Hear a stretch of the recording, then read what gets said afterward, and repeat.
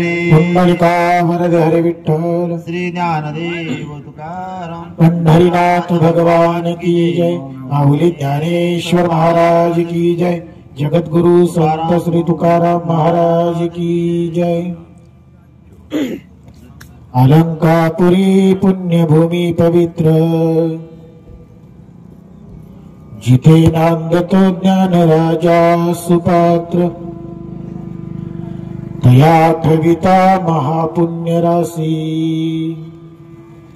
नमस्कार माझा सद्गुरु ज्ञानेश्वरांसी, नमो सद्गुरु तुकया ज्ञानदीपा, नमो सद्गुरु सच्चिदानंद रूपा, नमो सद्गुरु भक्त कल्याण मूर्ती, नमो सद्गुरु भास्करा पूर्ण कीर्ती। जयांचे केलिया स्मरण, होय सकळ विद्येंचे अधिकरण। तेची वंदू श्रीचरण, ते श्री गुरूंचे नमस्कारून आता।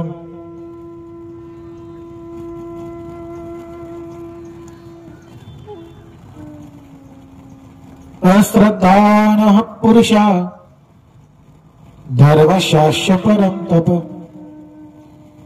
अप्राप्यमान निवर्तन्ते मृत्यू संसार वत्मनी।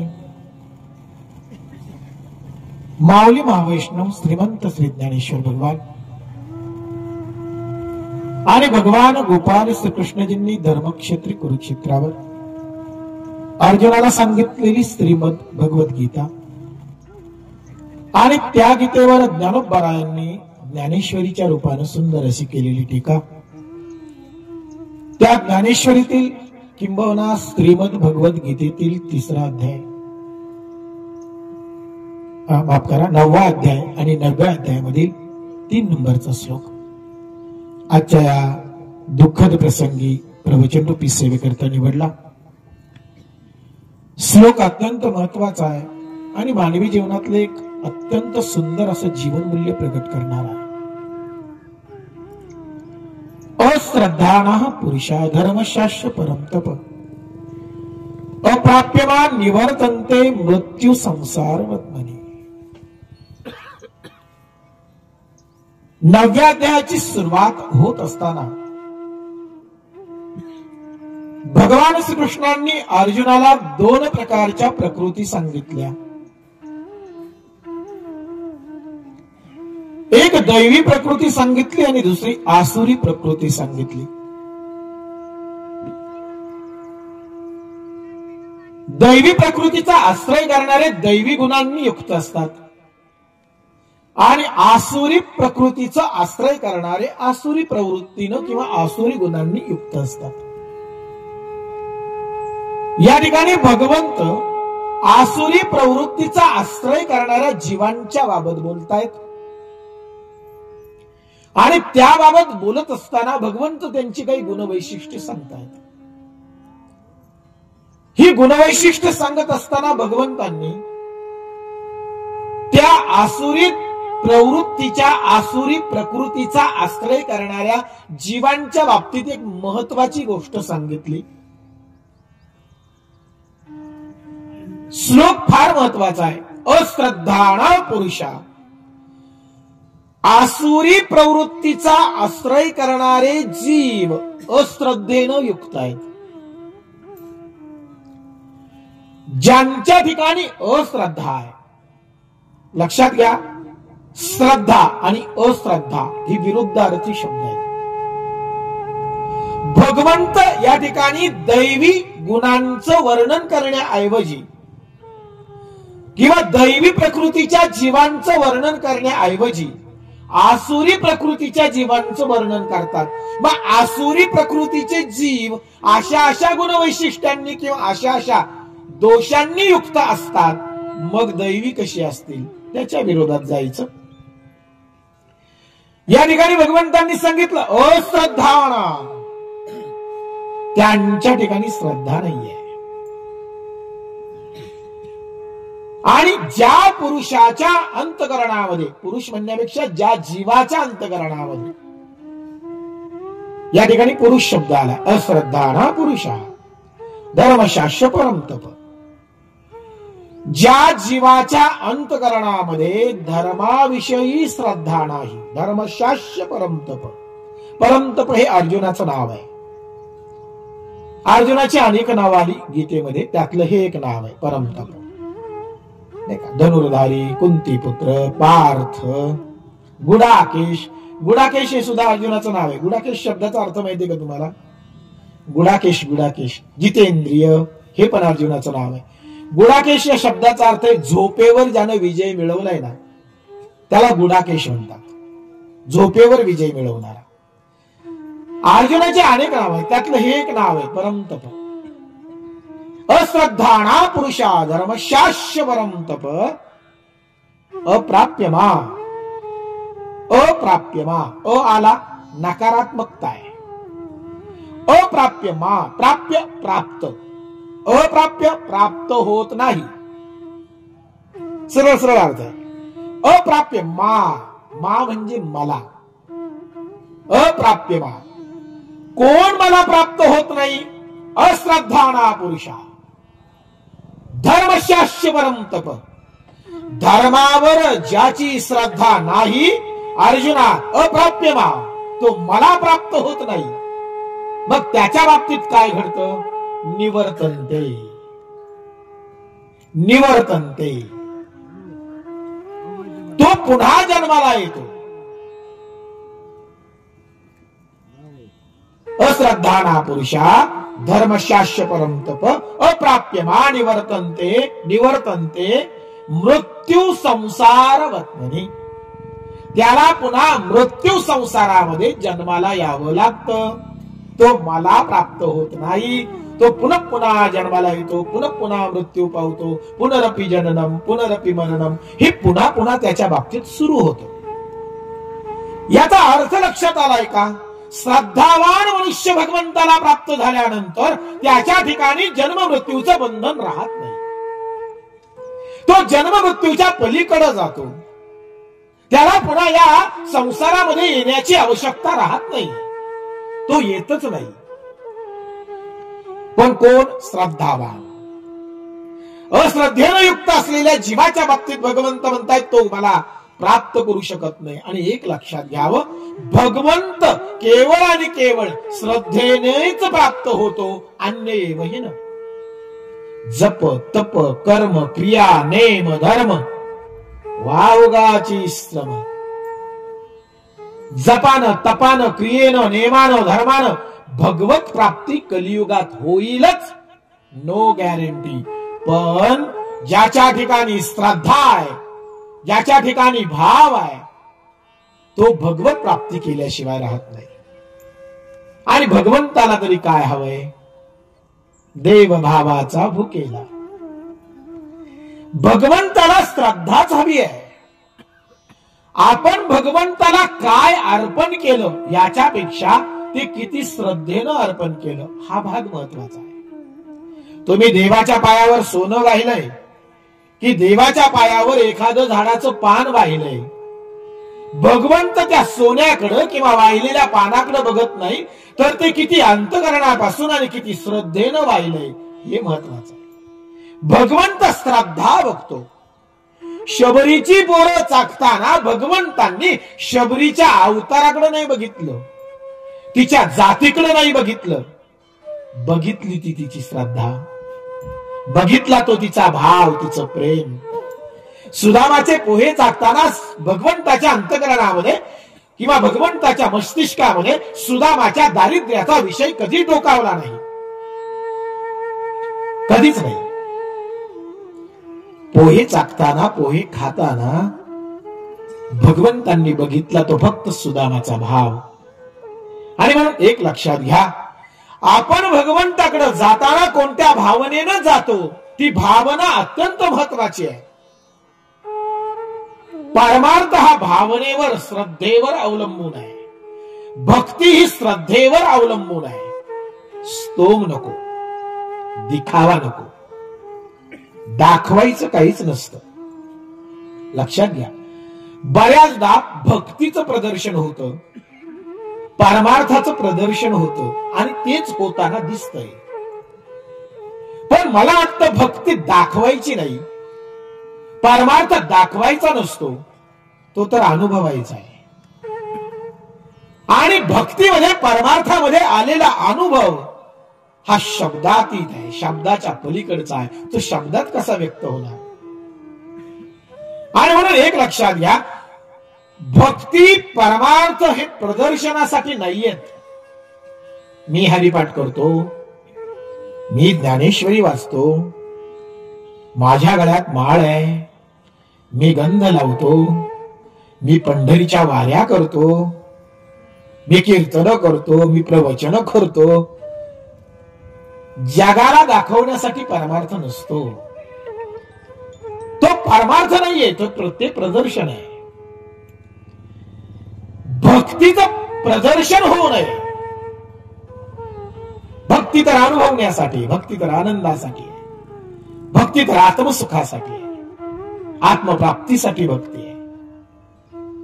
पण कुठंतरी आम्ही एक वेगळ्या मार्गानं, वेगळ्या अर्थानं चालतो. मी हरिपाठ केला म्हणजे मी भक्त आहे असं समज आहे का? कोणी एखादा वारी करतो म्हणजे तो फार मोठा भक्त आहे असं समज आहे का? नाही का? माणसं म्हणतात नाही हो, त्याच्या दरवर्षीच्या वाऱ्या आहेत, नाही हो, तो माणूस कीर्तन करतो, प्रवचन करतो म्हणजे तो फार मोठा भक्त आहे असं समज आहे का? भक्त शब्दाची व्याख्या वेगळी आहे माय बापू. हा, हरिपाठ केला पाहिजे, वारी केली पाहिजे, ज्ञानेश्वरी वाचली पाहिजे, जमत असेल तर कीर्तन प्रवचन केली पाहिजेत, समाज प्रबोधन घडलं पाहिजे, हे झालं पाहिजे. परंतु ह्या गोष्टी करणे म्हणजे परमार्थ, ही व्याख्या चुकीची आहे. मुद्दा नीट लक्षात घ्या. ह्या गोष्टी करतोय म्हणजे तो परमार्थ करतोय, हे चुकीचं कुठेतरी व्याख्या केली जाते. हा, परमार्थाच्या दृष्टीनं तो काहीतरी कार्य करतोय, पण म्हणून तोच परमार्थ आहे. मग जो कीर्तन करत नाही तो पारमार्थिक नाहीये का? ज्याच्या गळ्यात माळ नाही त्याला पारमार्थिक तुम्ही म्हणणार नाही का? पारमार्थ म्हणजे फक्त गळ्यात माळ घालणं हाच पारमार्थ आहे का? एखाद्या कपाळाला गंध नाही लावत मग काय? असं काही नाही. सज्जनतेचं प्रमाण ही त्याची वर्तणूक, त्याचा भाव, त्याची श्रद्धा आहे. मुद्दा नीट लक्षात घ्या. असं काही नाही की माळ घातलेलीच माणसं सज्जन आहेत. परिस्थिती बघा, मी अजिबातही टीका करत नाही, माझ्या गळ्यात तर खूप मोठी माळ आहे, मी टीका नाहीये करत, पण वस्तुस्थिती सांगतो. तुम्ही सर्व अनुभवी माणसं आहेत, काय सांगण्याची आवश्यकता नाही. तुम्ही अनुभवतात, समाजामध्ये काय चाललंय तुम्ही बघतात, काय हे मांडण्याचे मुद्दे नाहीत, पण सांगतो. असं काही नाही की गळ्यात माळ आहे म्हणून त्याला सज्जनच म्हणावं. गळ्यात माळ, कपाळाला गंध हे सज्जनतेचं प्रमाण नाहीये. कोण म्हणतं गळ्यात माळ घातलेला माणूस वाईट विचार करत नाही? कोण म्हणतंय? कोण म्हणतं कपाळाला गंध लावतोय म्हणून तो वाकड्या पावल्यानं कधी चालला नाही? असं काही नाहीये माय बापू. एक लक्षात घ्या, हे फक्त पारमार्थिक असल्याची चिन्ह आहेत. त्याच्या गळ्यात माळ आहे, त्याच्या कपाळाला गंध आहे, तो वारी करतोय, तो ज्ञानेश्वरी, हे फक्त तो पारमार्थिक आहे हे त्याच्यावरून दिसत. पण दिसणं आणि असणं याच्यात फरक आहे ना, नाही का? बऱ्याचदा दिसावं म्हणूनच माणसं करतात. तुमचं काय मत आहे? बऱ्याचदा दिसावं म्हणूनच माणसं करतात, असावं म्हणून करत नाहीत. शब्द नीट समजून घ्या. बऱ्याचदा दिसावं म्हणून करतात. मी वारी करतो हे दिसलं पाहिजे, मी हरिपाठ करतो हे दिसलं पाहिजे, दिसलं पाहिजे ना. कुणाला कोणीतरी म्हटलं पाहिजे वा. कौतुकाच्या प्रशंसेसाठी कौतुकासाठी परमार्थ नाहीये. कोणीतरी माझं कौतुक करावं म्हणून मी वारी करावी, कोणीतरी माझी प्रशंसा करावी म्हणून मी कीर्तन प्रवचन करावी, तर ते प्रदर्शन आहे. खऱ्या अर्थानं मला आत्मिक समाधान मिळतंय का? माझं अंतकरण शुद्ध होतंय का? माझ्यातले वाईट विचार, वाईट विकार दूर होत आहेत का? मी स्वच्छ आणि निर्मळ मनानं परमेश्वराच्या चरणावर शरणागत होतोय का? पारमार्थाचा हे फलित आहे. जोपर्यंत आमचं अंतकरण शुद्ध होऊन आम्ही सर्व भावेन शरणागत होत नाही, परमेश्वराच्या चरणी लीन होत नाही, जोपर्यंत आमची काया, वाचा, मन, बुद्धी हे सर्व परमेश्वराच्या अधीन होत नाही, तोपर्यंत आम्ही पारमार्थिक असू शकत नाही. पारमार्थाची दुसरी व्याख्या, पारमार्थाचं दुसरं रूपच लीनता आहे, शरणागती आहे. जोपर्यंत आम्ही स्वतःचा अहंभाव, स्वतःचा अहंकार, स्वतःचा अभिमान सांडून भगवंताच्या चरणी लीन होत नाही ना, तोपर्यंत आम्ही वास्तविक पारमार्थिक होऊ शकत नाही. प्रवचन आपल्याला वेगळ्या पद्धतीचं करायचं, रेग्युलर प्रवचन नाही करायची, रेग्युलर विषय नाही हाताळायचे.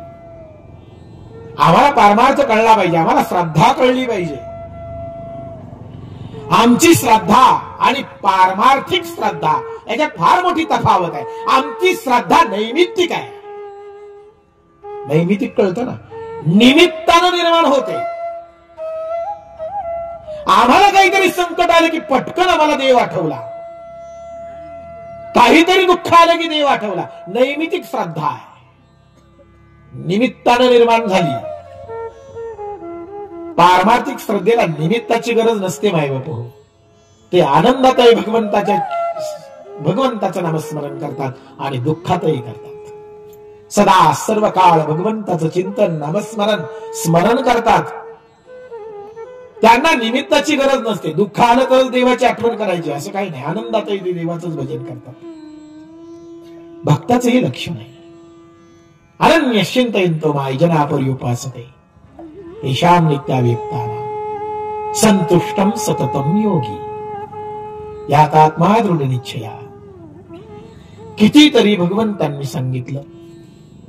आणि म्हणून जेव्हा आम्ही श्रद्धेकडे डोकावतो तेव्हा, आणि जेव्हा आम्ही आजूबाजूला असलेल्या श्रद्धेचं अवलोकन करतो तेव्हा आमच्या लक्षात येतं कुठंतरी श्रद्धा सुद्धा दोलायमान आहे, विचलित झालेली आहे. आमच्या श्रद्धेच्या ठिकाणी निष्ठा नाही, नक्कीच नाही. आम्ही श्रद्धावान नाहीत का? माणसं म्हणतील महाराज आम्ही श्रद्धावान आहोत, आमच्याजवळ श्रद्धा आहे, आम्ही देवाचं नाव घेतो. देवाचं नाव घेणं म्हणजे श्रद्धा हा भाग पुन्हा एकदा लक्षात घ्या. भगवंताचं नामस्मरण घेणं, नामस्मरण हा शब्द आहे. केवळ नाम आणि नामस्मरण याच्यात फरक आहे. राम राम राम राम राम नाम, पण स्मरण, स्मरण महत्वाचं आहे ना. पारमार्थामध्ये मन फार महत्वाचं आहे बरं का. हा वरवर काही असू द्या, मन नसेल तर काहीच अर्थ नाही. ते हिंदीमध्ये एक म्हण आहे, मन चंगा तो कठवट में गंगा. म्हणजे मन जर चांगलं असेल, स्वच्छ असेल तर गंगेलाच गेलं पाहिजे असं काही नाही. कठवट म्हणजे ते पूर्वी काठवटी असायच्या लाकडाच्या, भाकरी करायला जुन्या महिलांना आठवत असेल. लाकडाची काठवट असायची लाकडी, त्याच्यात भाकरी करायची. मन चंगा तो कठवट में गंगा. मन चांगलं असेल ना, स्वच्छ असेल ना, निर्मळ असेल ना, शुद्ध असेल ना, तर गंगेलाच गेलं पाहिजे असं काही नाही. किंवा गंगेचं स्नान, काठवटीमध्ये सुद्धा गंगा आहे. आमचे सावता महाराज कधी पंढरपूरला गेले नाही हो महाराज. गाडगे महाराज दरवर्षी पंढरीला जायचे, दरवर्षी पंढरीची वारी करायची, आषाढी कार्तिकी दोन्ही वाऱ्या करायची. पण पंढरपूरला जाऊन सुद्धा त्यांनी कधीच पांडुरंगाचं दर्शन घेतलं नाही. ते म्हणाल का बरं, एवढे मोठे संत आहेत. ते काय करायचे माहितीये का, आलेल्या वारकऱ्यांनी जे वाळवंट खराब केलंय ना, ते तिथं जायचे आणि ते वाळवंट झाडून काढायचे, सगळं सगळं स्वच्छ करायचे हातात खराटा घेऊन, आणि संध्याकाळी त्याच वाळवंटावर तिथं कीर्तन करायचे. श्रद्धा आहे. पंढरीला जाऊन सुद्धा त्यांनी पांडुरंगाचं दर्शन नाही, वारी केली, पण कर्म हा भगवंत आहे.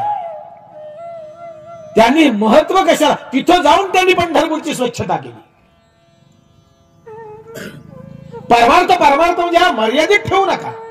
अमुक गोष्टी केल्या तरच तो पारमार्थिक आहे असं काही नाहीये महाराज.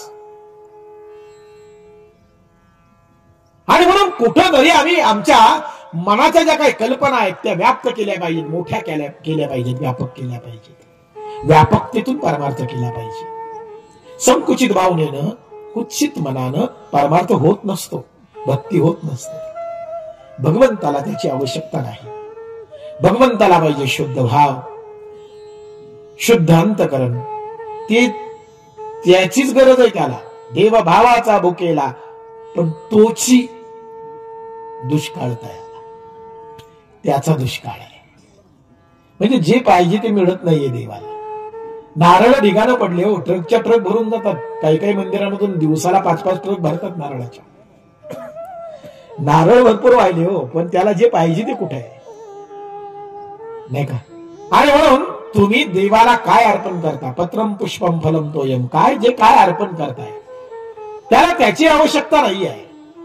भगवंताला आवश्यकता. भगवंताला दिव्याची गरज आहे का? नाही, असं नाही म्हणत मी का देवापुढे दिवा लावू नका. पण जर तात्विक विचार जर केला, सिद्धांतिक विचार जर केला, तर भगवंत स्वतःच प्रकाश आहे. जो स्वतः प्रकाशमान आहे त्याला उजेडाची काय गरज, नाही का? एक तात्विक विचार जर केला तर तो स्वतः प्रकाश आहे, तो स्वतः पाणी आहे, तो स्वतः हवा आहे. त्याला कशाची आवश्यकता नाही बाई बापू. पण जे काही आम्ही अर्पण करतो ते अर्पण करण्याच्या मागे आमचा भाव प्रगट होणं महत्वाचं आहे. तो भाव फार महत्वाचा आहे. ती श्रद्धा फार महत्वाची आहे. आणि श्रद्धेनंच भगवत प्राप्ती होऊ शकते, केवळ श्रद्धेनं. संतांनी काय दिलं देवाला? होतं तरी काय द्यायला? काहीच नव्हतं. ज्ञानोबांकडे काय होतं द्यायला देवाला? तुकोबारायांकडे काय होतं? या संतांनी देवाला काय दिलं? फक्त मनच दिलं ना, फक्त अंतकरणच दिलं ना. संतांनी देवावर प्रेम केलं आणि त्याच्या मोबदल्यात द्वारकेचा राणा पांडवा घरी. पांडवांनी काय केलंय? देवाला काय दिलंय? होतं काय वनवासामध्ये द्यायला? पण काट्याकुट्याचा रस्ता तुडवला देवानं त्यांच्यासोबत. जी काय दुःख आली ती दुःख त्यांच्यासोबत देवानं स्वतः अनुभवली. मग का बरं पांडवांनी काय दिलं होतं? अंतकरण दिलं. आणि म्हणून भगवंत येतो, पण तो श्रद्धेनंच येतो. ही श्रद्धा फार महत्वाची आहे. जपाची तपाची आवश्यकता नाही मॅडम, आणि कलियुगात त्याची आवश्यकता आहे. ती जे काय असेल ते, ज्या काही इतर मार्ग जे सांगितलेत त्या इतर मार्गांचा अवलंब कुणी करतील कुणी करत नाही. सगळ्याच मार्गाचा अवलंब करणारी माणसं आहेत. परंतु एक साधी गोष्ट सांगितली, मुखी नाम हाती मोक्ष ऐशी साक्ष भूतांची. एक सोपं सांगितलं, नामस्मरण करा, भगवंताचं चिंतन करा. जेव्हा जेव्हा तुम्हाला सवड आहे तेव्हा तेव्हा त्याचं चिंतन करा. आणि काम करत असाल तरी त्याचं चिंतन करा, त्याचं नामस्मरण करा, त्याचं स्मरण करा. कामामध्ये काम, काही म्हणा राम राम. काम करत असताना राम म्हणायला हरकत नाही. पण जेव्हा आम्ही सवडीनं त्याचं नाव घेतो आणि नाव घेण्यासाठी सुद्धा सवड शोधतो, तेव्हा देवही विचार करतो याच्या बाबत सवडच पाहिली पाहिजे. मग तोही आपल्याकडे सवडीनच लक्ष देतो. लक्षात घ्या, आपण जसं भजू ना, जितकं जितकं अंतकरणापासून आपण समर्पित होऊ ना. आणि माय बापू एक लक्षात घ्या, ज्या गोष्टींच्या मागे आम्ही पळत आहोत आणि ज्या गोष्टींवर तुमची माझी श्रद्धा आहे, त्या श्रद्धा तुम्हा आम्हाला विचलित करणाऱ्या आहेत. त्या श्रद्धा तुम्हा आम्हाला भगवंतापर्यंत नेणाऱ्या नाहीयेत. मग कुठे आमची श्रद्धा आहे? आम्ही सगळ्या गोष्टींवर श्रद्धा ठेवतो, आम्ही सगळ्या गोष्टींवर प्रेम करतो, पण देवावर प्रेम करायचं विसरतोय ना. आमचं बायकोवर प्रेम आहे, आमचं आईवर प्रेम आहे, आमचं वडिलांवर प्रेम असू नये असं माझं म्हणणं नाही. असतं ते प्रत्येकाचं असतं. मुलावर प्रेम आहे, संपत्तीवर प्रेम आहे, जमिनीवर प्रेम आहे, घरावर प्रेम आहे, बँकेतल्या बॅलन्सवर प्रेम आहे, सोन्या नाण्यावर प्रेम आहे. देवावर प्रेम आहे का? प्रश्नचिन्ह. घरावर आहे का? उत्तर होय. मुलावर आहे का? उत्तर होय. देवावर आहे का? उत्तर निरुत्तर. तिथं आम्ही निरुत्तर होतो. मग ज्या गोष्टींवर आम्ही प्रेम करतो त्या गोष्टी आम्हाला भगवंतापर्यंत नेऊ शकतात का? भगवत प्राप्ती करून देऊ शकतात का? परमेश्वराचा अनुभव देऊ शकतात का? तर ते व्यर्थ आहे. तर ते व्यर्थ आहे. तुलसीदासजी आपल्या पत्नीवर खूप प्रेम करायचे. खूपच. नवीन नवीन लग्न झालेलं, एखाद वर्ष झालं असेल, आणि इतकं प्रेम. आता नवीन लग्न आहे, बायको घरामध्ये आहे, आणि काय सांगायचं महाराज, एवढं प्रेम तिच्याच अवतीभोवती घोटाळायचे, फिरायचे, तुझ्याशिवाय जगणं नाही वगैरे वगैरे, काय असेल ते. इतकं प्रेम. काहीतरी वाद झाला, भांडण झालं, आणि बायको माहेरी निघून गेली तुलसीदासांची. तेव्हा तोपर्यंत तुलसीदास नव्हते. तुलसी बायको माहेरी गेली. आता करमे ना हो, कसं जगायचं तिच्याशिवाय, काय करायचं, बेचैन झाले. 2-3 दिवस कस तरी काढले त्यांनी, पण म्हणाले नाही, बायको शिवाय जगणं नाही. काही झालं तरी समजावलं पाहिजे, पुन्हा आणलं पाहिजे. म्हणून तुलसींनी सासरी जायचा विचार केला की जावं आणि तिला घेऊन यावं तिच्या माहेरून.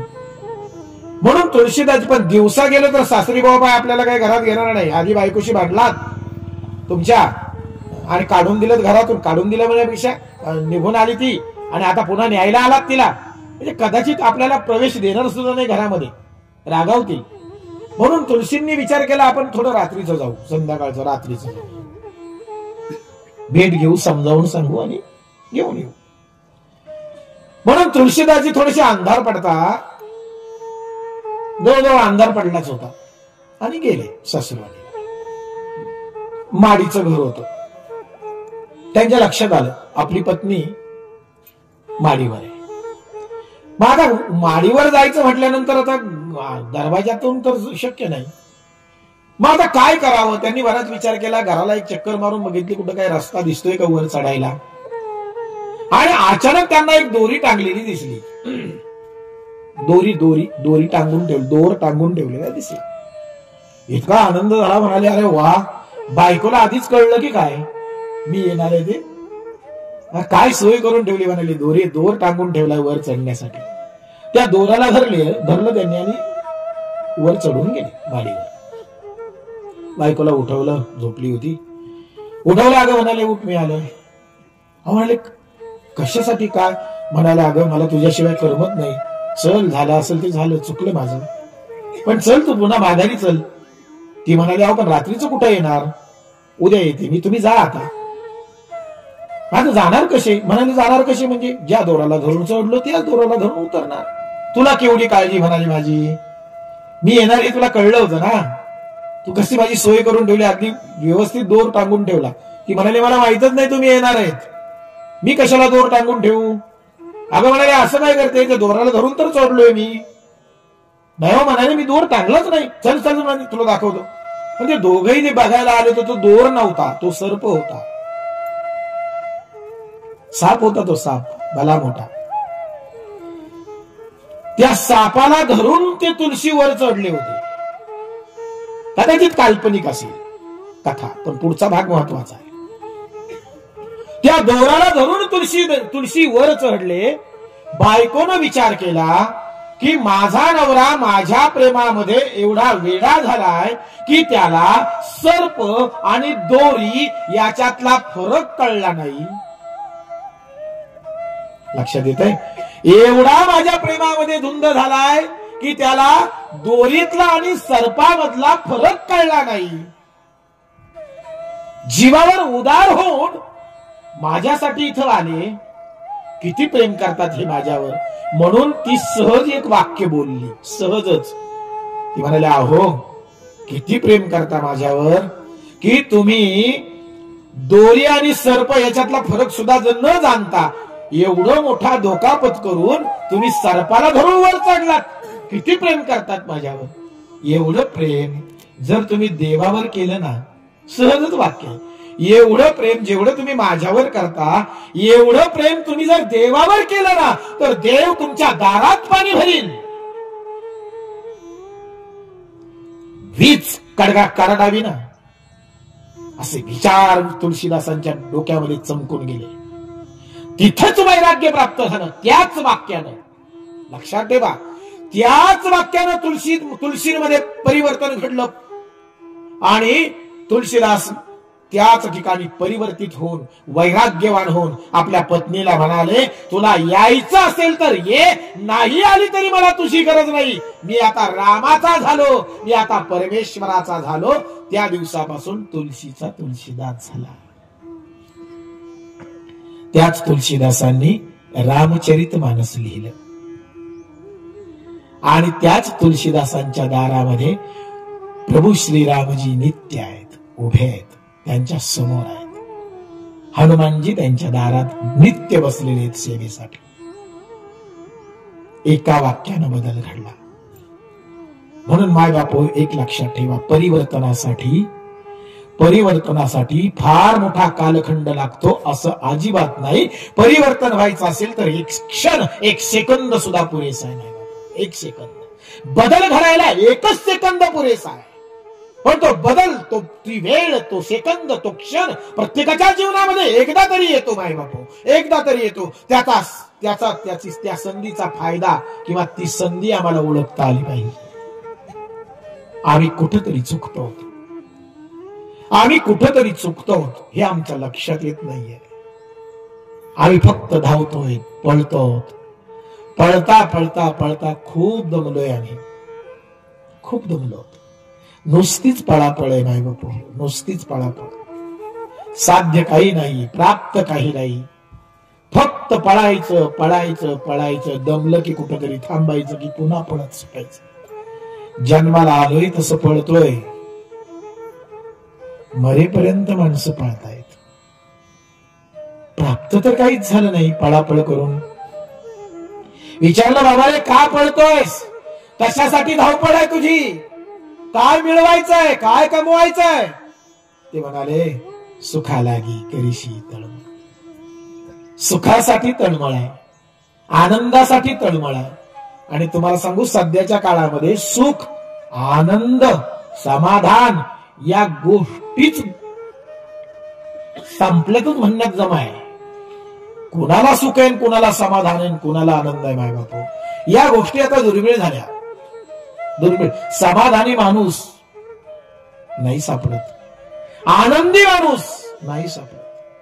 प्रत्येकाला विवंचना आहेत, प्रत्येकाला संकट आहेत, प्रत्येकाला दुःख आहेत, प्रत्येकाचे प्रॉब्लेम्स वेगवेगळे आहेत, स्वरूप वेगवेगळं आहे, पण दुःख प्रत्येकाला आहे. खरं आहे ना? प्रत्येकाला आहे. कुठं सुख आहे, कुठं समाधान आहे, त्याच्यासाठी तळमळ चालली आहे. मिळवतोय, हे मिळवतोय, ते मिळवतोय, ही वस्तू घेतोय, ती वस्तू घेतोय.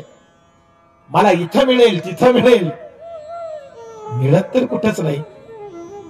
पळून दमलो आणि वेळही गेला, आयुष्यही संपलं. आयुष्य संपलं तरी आपण चुकतो, चुकीच्या मार्गाने पळतो, हे आमच्या लक्षात येत नाही. येतं लक्षात. असं म्हणतात की मृत्यूच्या 1-2-3 मिनिटं आधी का होईना, पण एक दिव्य दृष्टी प्रत्येकाला प्राप्त होते. असं मी वाचलंय. अनुभवायचा काही प्रश्न नाही, पण वाचलंय की मरणाच्या किमान 5-10 मिनिटं आधी का होईना मृत्यूशय्येवर असलेल्या व्यक्तीला एक दिव्य दृष्टी प्राप्त होते आणि त्या दृष्टीच्या योगानं तो त्याच्या जीवनाचं मागचं अवलोकन करतो की मी कसं जगलो. एखादा चित्रपट डोळ्यापुढून सरकावा ना, तसं आपलं सगळंच्या सगळं जीवन मृत्यूच्या आधी 1-2-3 मिनिटं का होईना आपल्या डोळ्यापुढून सरकतं की आपण आपल्या आयुष्यात काय काय केलं. जे जीवन जगलो ना, ते जीवन कसं जगलो, काय काय केलं, ते सगळं काय त्या चित्रपटाप्रमाणे आपल्या डोळ्यापुढून सरकतं. आणि जेव्हा ते अवलोकन होतं आणि अवलोकन झाल्यानंतर जेव्हा त्याच्या लक्षात येतं की काहीच झालं नाही, काहीच कमावलं नाही, व्यर्थ गेलं, की मग त्याच्या डोळ्यातून पाणी येतं. मग व्याकुळता निर्माण होते. व्यर्थ जगलो, फुका जगलो, वाया गेलं. तो पश्चाताप, ते दुःख करावं लागू नये. ते दुःख आमच्या समोर उभं राहू नये, तो पश्चाताप आमच्या समोर उभा राहू नये, म्हणून आम्ही आता या क्षणाला सावध झालं पाहिजे. संत आम्हाला नित्य सावध करतात. वारे सावध, सोडा माया आशा. सावध होणं क्षणभंगूर नाही भरवसा. वारे सावध, सावध केलंय, करतायत संत. आम्ही सावध नाही होत आहे, नाही होत आहे. मी नेहमी प्रश्न विचारतो, जागेत का झोपल्यात? माणसं म्हणजे आम्ही रात्री झोपलो होतो, आता जागे होतो. प्रवचन ऐकतो म्हणजे आता जागे होत. पण एक सांगू का, सगळेच झोपलेत. तुम्ही, मी, सगळेच. मोहनिशा सब सोमनहारा, देखई स्वप्ने अनेक प्रकारा. तुलसी रामायणामध्ये सांगितलं, मोहनिशा सब सोमनहारा. मोहाच्या रात्रीमध्ये सगळ्यांना झोप लागली, सगळ्यांना मोहानं मायेनं ग्रस्त आहेत आणि त्या मोहामध्ये सगळे झोपलेत. म्हणून तर संत पुन्हा म्हणतात, उठा जागे व्हारे आता. उठा. उठवतात कुणाला? जे झोपलेत त्यांना. जे जागेत त्यांना उठवण्याची काय गरज आहे? जे जागेत त्यांना उठा म्हणण्याची काय आवश्यकता आहे? तुम्हा आम्हाला सर्वांना संत म्हणतायत, उठा जागे व्हारे आता. म्हणजे काय, आम्ही झोपलोय? पण आमची झोप ही मोहन आणि मायेने ग्रस्त आहे. आम्ही मोहमायेमध्ये लिप्त असल्यामुळे आम्हाला सांसारिक सत्य वाटू लागली आणि परमार्थ झूट वाटू लागला, खोटा वाटायला लागला. जे सत्य आहे ते खोटं वाटतं आणि जे खोटं आहे ते सत्य वाटतं. यालाच माया म्हणतात, यालाच मोह म्हणतात. लक्षात घ्या, जे खोटं आहे ते आम्हाला खरं वाटायला लागतं आणि जे सत्य आहे ते आम्हाला खोटं वाटायला लागतं. जो संसार खोटा आहे तो आम्हाला सत्य वाटू लागतो आणि जो परमेश्वर सत्य आहे माणसं त्याला खोटं म्हणतात. ही आहे माया, हा आहे मोह आणि हा भ्रम प्रत्येकाचा आहे. जे खोटं आहे ते सत्य म्हणून माणसं त्याला शोधण्यासाठी आणि त्याला प्राप्त करण्यासाठी अख्खं आयुष्य घालवतात. अख्खं आयुष्य. जे खोटं आहे त्या खोट्यावर आमची श्रद्धा आहे. संसाराच्या मागे तुम्ही आम्ही सगळेच पळतो होतो, पण वास्तविकता त्याची जर जाणली तर त्याला अस्तित्वच नाहीये. अस्तित्वहीन खोट्या संसाराच्या मागे तुमचं आमचं पळणं आहे आणि त्या खोट्याकडून आम्हाला काहीतरी प्राप्त करायचं आहे. जे नाहीच आहे त्याच्याकडून काय प्राप्त होणार आहे? जे नाहीच आहे त्याच्याकडून प्राप्त काय होणार? म्हणून आमचे हात रिकामे. आयुष्यभर कमावलं पण शेवटी रिकामे राहिलो. आयुष्यभर बेरीज केली जीवनामध्ये, आयुष्यभर बेरीज, हे घे ते घे ते घे ते घे, आयुष्यभर बेरजाच करत राहिलो. वजाबाकीचा विचार सुद्धा आम्ही कधी केला नाही. होऊ नये असं वाटलं आमच्या जीवनात कधी वजाबाकी. कमी नको, वाढलंच पाहिजे, वाढलंच पाहिजे, मिळालंच पाहिजे. शेवटी काय राहिलं हातामध्ये? काहीच नाही. अहो खोटं आहे ते खोट्यातून काय मिळणार आहे? ज्याला अस्तित्वच नाही, त्या अस्तित्वहीन वस्तूंकडून कशाची अपेक्षा करावी? आम्ही सत्याच्या मागे जात नाही महाराज. आम्ही सत्य कधी स्वीकारत नाही. माहित असलं तरी स्वीकारत नाही. आम्हाला माहित आहे. नाही माहित का? की 4 जणांच्या खांद्यावर आलो ना की माणसं म्हणतात मग राम नाम सत्य है, राम नाम सत्य है. मग राम नामच सत्य है हे कळलंय. पण केव्हा कळलंय? 4 जणांच्या खांद्यावर आल्यावर कळलंय. जिवंत असताना त्याची सत्यता आम्हाला कळली नाही.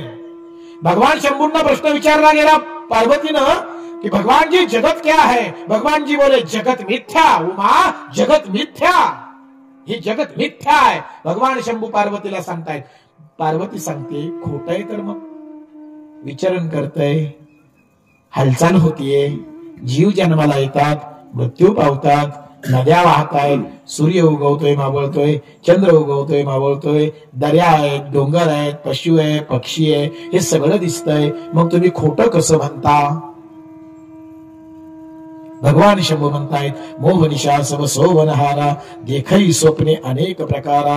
मग विचारलं उमानं पार्वतीनं शंभूंना भगवानजी सत्य क्या है. भगवान म्हणतायत उमा कहू मैं अनुभव अपना सत्य हरि भजन जगत सब स्वप्ना. सत्य हरि भजन जगत सब स्वप्ना.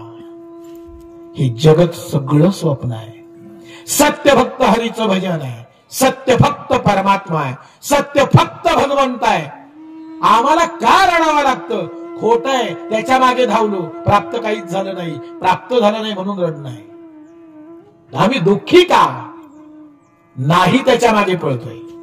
हे वास्तव जाणून घ्या माय बापू. तुम्ही म्हणाले काय प्रवचन आहे सांगण्यापुरतं आहे. त्यांनी सांगायचं आणि ऐकायचं ठीक आहे. तत्वज्ञान आहे सिद्धांत आहेत ऐकलं छान झालं. पण एक सांगू का माय बापू हेच जीवनातलं सत्य आहे. जीवनातलं हेच सत्य आहे. आणि या सत्याला जेवढे आम्ही डोळे झाक करू ना तेवढे आम्ही दुःखी होऊ. हे सत्य जोपर्यंत आम्ही हे सत्य स्वीकारत नाही ना तोपर्यंत आम्हाला रडावंच लागेल नक्कीच. आणि म्हणून या सत्याचा आम्ही स्वीकार केला पाहिजे की भगवत सत्य आहे. नामस्मरण सत्य आहे. भक्ती परमार्थ सत्य आहे. आणि अशा सत्याला सत्य मानून ते स्वीकारून त्या सत्यावर ज्यानं श्रद्धा ठेवली प्राप्यवान तो मला प्राप्त करू शकतो नव्हे तो मला प्राप्तच असतो. हे लक्षात ठेवणं फार महत्वाचं आहे. आणि म्हणून या ठिकाणी अश्रद्धाना पुरुषा धर्मशास्त्र परंपप एक शब्द फार महत्वाचा आला. धर्म शब्दाचा उल्लेख आला या श्लोकामध्ये. धर्म शब्दाचा की अश्रद्धाना पुरुषा धर्मशास्त्र परंपप. भगवंत म्हणताय धर्मावर ज्याची श्रद्धा आहे तो मला प्राप्त करीन. पण धर्मावर ज्याची श्रद्धा नाही ना तुम्हाला नाही प्राप्त करू शकत. मग धर्म म्हणजे काय. आता चला याच्यावर फार मोठ्या व्याख्या होऊ शकतात आणि खूप व्यापक प्रवचन याच्यावरही होऊ शकतं धर्म शब्दावर. या ठिकाणी धर्म हा शब्द एका दृष्टीने जर आपण घेतला तर मानवता आणि मानवतेशी संबंधित असलेली जीवन मूल्य जोपासणं म्हणजे धर्माचं पालन करणं. एक साधी व्याख्या आहे. त्रोटक म्हणूया किंवा एक वरवरची व्याख्या म्हणूया की धर्म म्हणजे काय तर मानवता आणि मानवतेशी संबंधित असलेल्या जीवन मूल्यांचं अनुकरण करणं म्हणजे धर्माचं पालन करणं. मी बाकीच्या गोष्टींबद्दल बोलणार नाही. पण मी माणूस आहे आणि माणूस या भूमिकेतून माझ्या समोर कोणती जीवन मूल्य कोणती कर्तव्य कर्म उभी राहतात ती कर्तव्य कर्म करणं हा माझा धर्म आहे. किमान मला माणसासारखं वागणं आहे. माणसासारखं जगणं आहे. माणसासारखा विचार करणं आहे. या साध्या गोष्टी आहेत. मग जो मानवतेला धरून जगतो वागतो आणि समोरच्याला मानवतेसाठी प्रवृत्त करतो तो खरा माणूस. बाकीच्या गोष्टी बाजूला ठेवा. जात धर्म हे जे आमच्या डोक्यामध्ये घातलं गेले ना बाकीचं नको ते ज्याच्यामुळे वाद विवाद ते बाजूला ठेवा. विवादांच्या गोष्टी आपल्याला काढायच्या नाहीत. पण एक साधी गोष्ट आहे ना जन्माला येताना परमेश्वरानं मला माणूस म्हणून जन्माला घातलंय ना. मी माणूस आहे ना. मी आपण म्हणतो ना मी कोण माणूस. मग मी जर माणूस आहे तर ते माणूस असल्याची जाणीव सुद्धा असणं गरजेचं आहे की नाही. आणि त्या जाणीवेतून जे काही आमच्या समोर उभं राहतं कर्तव्य ती कर्तव्य सुद्धा आम्हाला करणं गरजेचं आहे. तो आमचा धर्म आहे.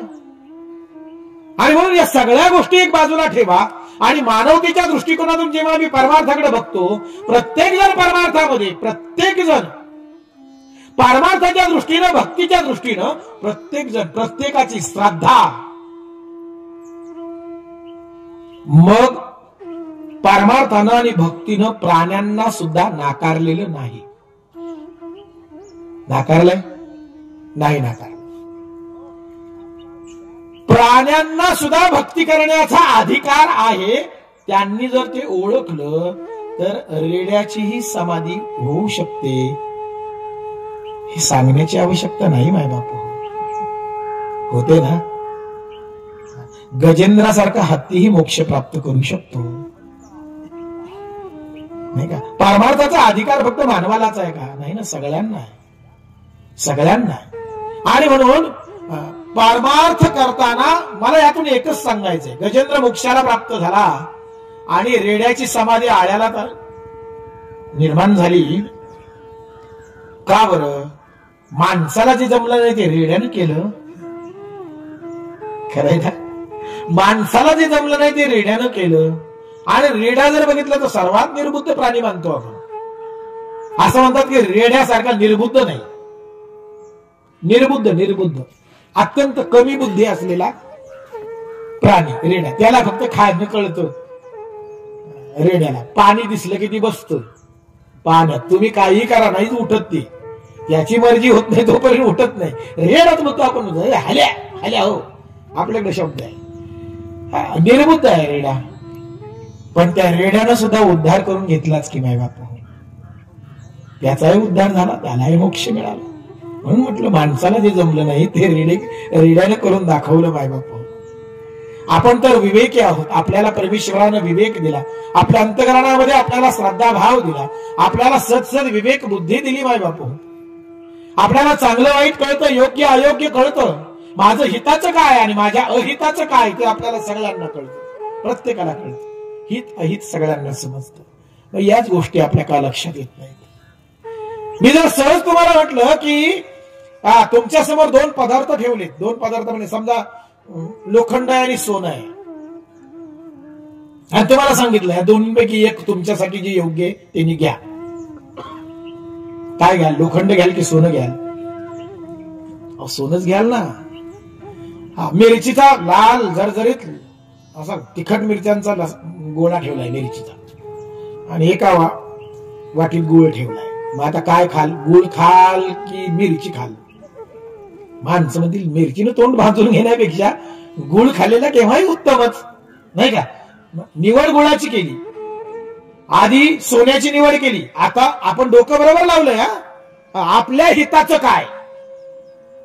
लोखंड नाही आपल्या हिताचं, सोनं आपल्या हिताचं आहे, मिरची नाही आपल्या हिताची, गुळ आपल्या हिताचा आहे.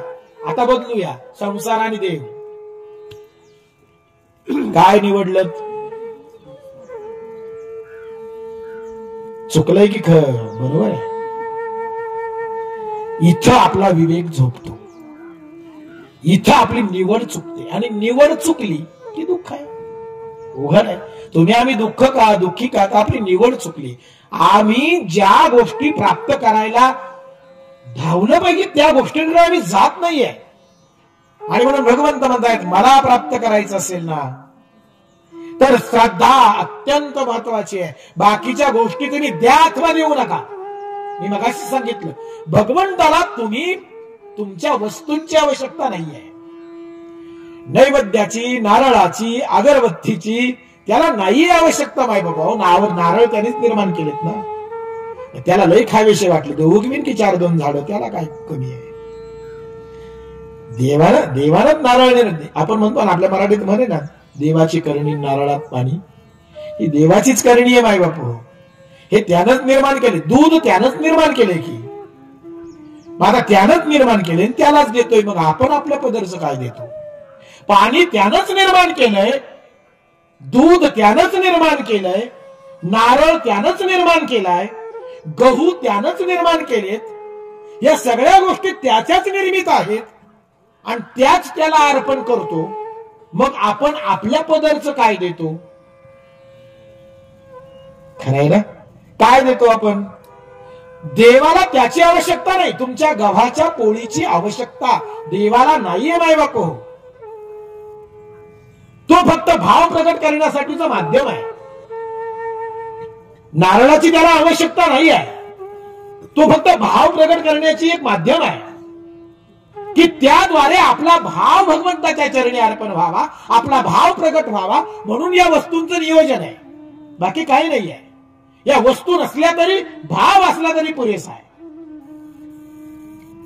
आणि म्हणून तो भाव, ती श्रद्धा जीवन जगत असताना कधीच ढळू देऊ नका बाई बापू. श्रद्धा फार मोठा चमत्कार करू शकते. श्रद्धेनं फार मोठे मोठे चमत्कार झाले, परिवर्तन घडली. आणि म्हणून श्रद्धा काय करू शकत नाही? श्रद्धा सर्व काही करू शकते. एनिथिंग, सर्व काही. आणि म्हणून काहीही होऊ द्या जीवनामध्ये, कितीही संकट येऊ द्या, कितीही प्रॉब्लेम्स येऊ द्या, श्रद्धा विचलित होऊ देऊ नका. काय होतं, खूप दुःख आलं की माणसं देवाला शिव्या देतात, त्यानं काय आमचं बरं केलंय, तेव्हा त्याचं नाव येऊ. खरे ना, पांडवांच्या जीवनामध्ये एवढं दुःख आहे पण कधी विचलित नाही झाले. विचलित नाही झाले म्हणून द्वारकेसारख्या सुखाला बाजूला केलं आणि परमात्मा त्यांच्या बरोबर जंगलामध्ये फिरला. म्हणून दुःख आलं की परमेश्वराला दूर लोटायचं आणि सुख आलं की परमेश्वराला दूर लोटायचं आणि दुःख आलं की परमेश्वराचं स्मरण करायचं, हा स्वार्थी भाव आहे. पण एक सांगू का, दुःख येतं ना तेव्हा समजायचं भगवंताची फार मोठी कृपा आहे. त्याची इच्छा आहे की तुम्ही त्याचं स्मरण करावं, हे लक्षात घ्या. आपल्या जीवनामध्ये जेव्हा दुःख येतं ना तेव्हा समजायचं परमेश्वराची फार मोठी कृपा आहे आपल्यावर, त्याची इच्छा आहे की तुम्ही त्याचं स्मरण करा, त्याची आठवण करा. म्हणून तर दुःख दिलंय. जर दुःखातच त्याचं स्मरण होत असेल, सगळं राज्य मिळालं हो, युद्ध संपलं महाभारताचं, पांडवांना राज्य मिळालं, राजवैभव प्राप्त झालं आणि राजवैभव प्राप्त झाल्यानंतर युधिष्ठिर जेव्हा राजसिंहासनावर बसले, सगळे व्यवस्थित स्थिर स्थावर झाल्यानंतर भगवान श्रीकृष्ण द्वारकेला निघाले. सगळ्यांचा निरोप घेऊ लागले, युधिष्ठिराचा, अर्जुनाचा, भीमाचा, सगळ्यांचा निरोप घेतला. कोणती आत्याच्या समोर आले, कोणतीही आत्या आहे बरं का कृष्णांची, आत्याच्या समोर आले, पायावर वाकले, आत्या आता परवानगी दे, आता द्वारकेला जायचंय. कुंतीच्या डोळ्यात अश्रू आहेत आणि कुंती मातेने म्हणावं, कृष्णा आतापर्यंत साथ दिलीस, काट्याकुट्यांचा रस्ता आमच्या सोबत तुडवलास, आमच्या सोबत शिळ्या भाकरी खाल्ल्यास, आमच्या दुःखामध्ये आम्हाला साथ केलीस, कधी कधी आम्हाला एकटं पडू दिलं नाहीस.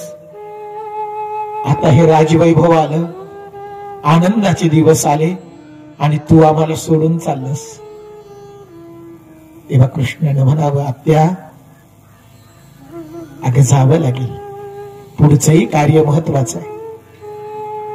कोणतीने म्हणावं, नको जाऊ रे कृष्णा, अरे दुःख होतं तेव्हा तू आमच्या सोबत राहिलास आणि आता आनंद आला, सुख आलं तर आम्हाला सोडून चाललास. असंच जर असेल, दुःखात जर तू सोबत राहत असतील आणि सुख आल्यावर जर जात असतील तर आयुष्यात मला परत हे सुख देऊ नकोस, मला आयुष्यभर दुःख दे रे कृष्णा, कारण मला तू हवा आहेस. जगातला हा एकमेव जीव आहे ज्यानं देवाकडे दुःख मागितलं.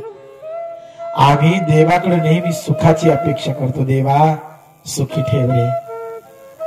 पण कुंतीनं देवाकडे दुःख मागितलं, का माहितीये, तू सोबत राहायला पाहिजेस.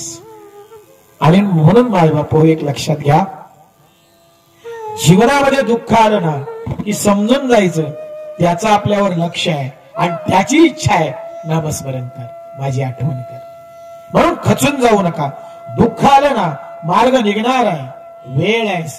त्या प्रत्येक वेळेला प्रत्येक दुःखावर काही ना काहीतरी उपाय उपचार हा असतोच. जगामध्ये असं एकही दुःख नाही की त्याला उपाय नाही, फक्त काही कालावधी जाऊ द्यायचा असतो. तो कालावधी गेला की त्याही दुःखाला काहीतरी उत्तर मिळतं, तेही दिवस जातात. फक्त नामस्मरण करत राहा, श्रद्धा विचलित होऊ देऊ नका. आढळ अचल श्रद्धा असू द्या, दुःखातही त्याच चिंतन करा, तुझी कृपा आहे परमेश्वरा म्हणून मला दुःख आलं, तुझी कृपा आहे परमेश्वरा म्हणून मी सुखी आहे. नेहमी त्याच्या चरणी भाव ठेवा, श्रद्धा ठेवा, समर्पण ठेवा. कधीही तुम्हाला रडण्याची वेळ येणार नाही माय बापू, कधीच नाही. तुम्ही स्थिर असाल आणि स्थिरत्व हाच परमार्थाचा भाव आहे, खऱ्या अर्थानं भक्ती आणि परमार्थ कशासाठी हो माय बापू? का भक्ती करायची, का परमार्थ करायचा, याचं उत्तर आम्ही कधी शोधलं? का नामस्मरण करायचं, का भगवंताचं स्मरण करायचं, याचं उत्तर, त्याचं कारण आहे कोणत्याही परिस्थितीत आम्ही स्थिर राहिलो पाहिजे. परमार्थ काय देतं, काय देतं, काय देतं? भक्तीमुळे काय होतं, काय होतं, हा प्रश्न नेहमी विचारतात माणसं. एक सांगू का, परमार्थ स्थिरत्व देतं, भक्ती स्थिर करते माणसाला. कोणत्याही परिस्थितीत परमार्थ आणि भक्ती विचलित होऊ देत नाही. म्हणून तर कितीही दुःख आली तरी आमचे तुकोबाराया स्थिर आहेत. कितीही दुःख येऊ द्या, कितीही संकट येऊ द्या, 4-4, 5-5 दिवस लेकरं उपवास आहेत, आमचे तुकोबाराया स्थिर आहेत. एकांतामध्ये आहेत, नामस्मरण करतायत. मंदिरातून हुसकून लावलं, लाथाबुक्यांनी मारलं, चोखोबांनी कुठेतरी दूर जावं, एखाद्या मोठ्या दगडीवर बसावं, 2 दगड हातामध्ये घ्यावे, त्या दगडीचे टाळ करावेत आणि भगवंताचं नामस्मरण करावं. दुःख आलंय, मारलंय, सोडलंय, पण नामस्मरणापासून विचलित नाहीये. म्हणून ही विचलित न होणं हा परमार्थाची खरी प्राप्ती आहे महाराज. परमार्थ त्याच्यासाठी आहे, आम्हाला विचलित होऊ देत नाही परमार्थ. नामस्मरण दुःख सहन करण्याची आणि या सांसारिकतेच्या असारतेला सामोरं जाण्याची ताकद आणि हिंमत आणि सामर्थ्य परमार्थ आणि भक्ती आमच्यामध्ये निर्माण करतो. त्याच्यासाठी परमार्थ करावा माय बापू. आणि जेव्हा तुम्ही स्थिर असाल ना, तेव्हा तुम्ही नक्की सुखी आणि आनंदी असाल, समाधानी असाल. पळापळ करणाऱ्या माणसाला सुखाची आणि आनंदाची अनुभूती येत नाही. तुम्ही जेव्हा थांबाल ना, तेव्हाच अनुभूती येईल. पळणारा माणूस जो दमाभरी झालाय, घामाघूम झालाय, आणि त्याला तुम्ही थांबवताय, म्हणताय बाबा सुखी आहेस का, तो म्हणेल बघ माझ्याकडे, घाम चाललाय, दम लागलाय पळून पळून, आणि तू मला विचारतोय सुखी आहेस का. बघ काय अवस्था आहे माझी. पळणाऱ्या माणसाला, धावपळ करणाऱ्याला काय, कसलं सुखाची अनुभूती महाराज, कसली समाधानाची अनुभूती. स्थिर होणं गरजेचं आहे. आणि ते स्थिरत्व परमार्थ देतं माय बापू, श्रद्धा देते. आणि म्हणून आमच्या अंतकरणामध्ये श्रद्धेचा भाव प्रगट होणं, अर्थात प्रगट होण्याची आवश्यकता नाही. श्रद्धावान प्रत्येक जण आहे, प्रत्येकाच्या अंतकरणामध्ये श्रद्धा आहे, नाही असं नाही. कोण श्रद्धावान नाही असं एकही माणूस नाही, एकही नाही. म्हणून कुणाला नास्तिक म्हणण्याचं काही कारण नाही. आस्तिक सगळेच आहेत, सगळ्यांच्या ठिकाणी श्रद्धा आहे. प्रत्येकाच्या अंतकरणात प्रेम आहे हो, फक्त ते कुणावर आहे हे महत्वाचं आहे. श्रद्धा आहे पण ती कुणावर आहे हे महत्वाचं आहे. घरावर आहे की पैशावर आहे की बायकोवर आहे की मुलांवर आहे की देवावर आहे, कुणावर आहे त्याच्यावर त्याची फलं निष्पत्ती अवलंबून आहे. मुलावर प्रेम आहे पण कुठपर्यंत, जोपर्यंत घराच्या बाहेर काढत नाही तोपर्यंत. आतापर्यंत प्रेम केलं, जन्माला आला पोरगा, अख्ख्या गावात 10-15 किलो पेढे वाटले, आणि मुलगा झाला, एवढा आनंद. इतकं प्रेम केलं, प्रेमानं वाढवलं, शिकवलं, आणि त्याच मुलानं पुढं मोठं झाल्यानंतर त्याच बापाला हाताला धरून घराच्या बाहेर काढलं. बाबा तुम्हाला काही अक्कल नाही, तुम्हाला काही कळत नाही, जा देवळात जाऊन बसा भजन करत, असं ते पोरग म्हणालं. तेव्हा त्याच बापाच्या डोळ्यात पाणी आलं. कुठपर्यंत होती श्रद्धा, नाही का? आमच्या, म्हणून मी मगाशी म्हटलं आमच्या श्रद्धा दोलायमान आहेत, आमच्या श्रद्धा मर्यादित आहे. श्रद्धेला मर्यादा नसते माय बापू. अमर परमात्म्यावर श्रद्धा करा, ठेवा, अमर भगवंतावर श्रद्धा ठेवा, कधीच रडण्याची वेळ येणार नाही. आम्हाला का रडावं लागतं? कारण ज्याच्यावर आम्ही प्रेम केलं त्यांनीच आम्हाला लाथा मारल्या, त्यांनीच आम्हाला धुडकावून लावलं, मग रडावंच लागेल ना. आणि एक लक्षात घ्या, संसार आम्हाला रोज लाथा खातोय, रोज आम्ही संसाराच्या लाथा खातोय. आम्ही त्याची जाणीव ठेवत नाही महाराज, आमच्या लक्षात येत नाही. पण कुठेतरी जाणीवेतून आम्ही हे सगळं थांबायचं. माऊली हा उरकले ना, थांब. आणि म्हणून या जाणीवेतून आम्ही आमचं जीवन जगलं पाहिजे.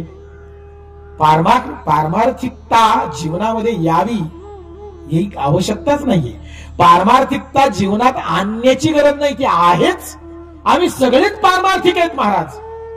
असं मगाशी मी त्यासाठी सांगितलं, माळच पाहिजे, गंधच पाहिजे, वारीच केली पाहिजे, ज्ञानेश्वरीच वाचली पाहिजे, करावं इथपर्यंत बरोबर आहे. पण तेच केलं म्हणजे पारमार्थिक असतो असं मात्र त्याची व्याख्या करू नये. आमची सज्जनता, आमचे सद्विचार, आमचं समर्पण, आमचं नामस्मरण, आमच्या अंतकरणातला भाव हाही परमार्थच आहे. आणि म्हणून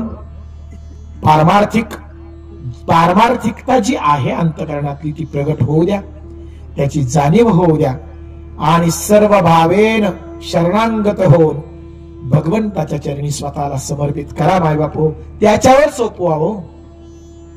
काय तुला तारायचंय, मारायचंय, काय करायचंय देवा ते तू कर. हे जीवन तुझ्या पायी अर्पण आहे असं म्हणून द्या सोपवून त्याच्यावर. बघा, तुमची गाडी सुरळीत व्यवस्थित कडेपर्यंत जाईल. खरं आहे ना? कारण या भवसागरामध्ये इतक्या आता लाटा उसळायला लागल्यात मोठ्या मोठ्या की आमची नाव कधी पलटेल सांगता येत नाही महाराज. म्हणून आम्ही स्वतः नावाडी होऊ नये. आमच्या नावेचं ओल्लं आहे ना, ओल्लं की त्याच्या हातात देऊन टाका, तो कडेला घेऊन जाईल. आणि म्हणून सोपवा आणि त्याच्यावर सोपवून फक्त आणि फक्त त्याच्या कृपेचा प्रसाद जीवनामध्ये अनुभवा. बघा, परिवर्तन घडेल, बदल घडेल, नक्कीच समाधान आणि सुखाची अनुभूती येईल. दुःख कुणाला नाहीत महाराज, सर्वांनाच आहे. समोरून चालणारा माणूस जरी आपल्याला तो निवांत वाटत असला तरी मनात खूप वादळ असतात त्याच्या, ते आपण नाही डोकावून पाहू शकत. प्रत्येक जण दुःखी असतो, प्रत्येकाला त्रास आहे, संकट आहेत. आणि म्हणून दुसऱ्याशी तुलना करत बसण्यापेक्षा आता आपण स्वतःला सावरलं पाहिजे, श्रद्धामय जीवन जगलं पाहिजे. आणि असं श्रद्धामय जीवन ज्याचं आहे, भगवंत म्हणतायत तो नक्की मला प्राप्त होईल. पण श्रद्धा नाही तो अप्राप्यमा, तो मला प्राप्त करू शकत नाही. आणि म्हणून असं सुंदर या ठिकाणी श्रद्धेवर बोलण्यासारखं बरंच आहे. या ठिकाणी गोव्याही फार सुंदर आहे. पाहे पा दूध पवित्र आणि गोड, पाशी त्वचेची या पदरा आड, परिते अभेरुनी गोचीड, अशुद्ध काय निगती, की कमलकंदा आणि दुर्दुरी, नांदणूक एकेची घरी, परागू सेविजे भ्रमरी, जवळीला चिखुलची उरे. अशा ज्ञानोबारायांच्या सुंदर ओव्या आहेत त्याच्यावर. परंतु आता त्याचं निरूपण करण्यासाठी आपल्याकडे तितकासा वेळ नाही. पण जे काही तुमच्या समोर मांडलं, श्रद्धा भाव फार महत्वाचा आहे मायबापू. बाकीचं काही करू नका, साधा सुद्धा भाव ठेवा बस. बाकीची काही करण्याची फार आवश्यकता नाही. भावच महत्वाचा आहे, श्रद्धाच महत्वाची आहे. आणि परमेश्वराच्या कृपेनं तुम्हा सर्वांच्या अंतकरणामध्ये तो श्रद्धा भाव जागृत होईल. परमेश्वराची कृपा तुम्हा सर्वांवर होईल अशी या ठिकाणी मनोभावे मी परमेश्वराच्या ठिकाणी प्रार्थना करतो.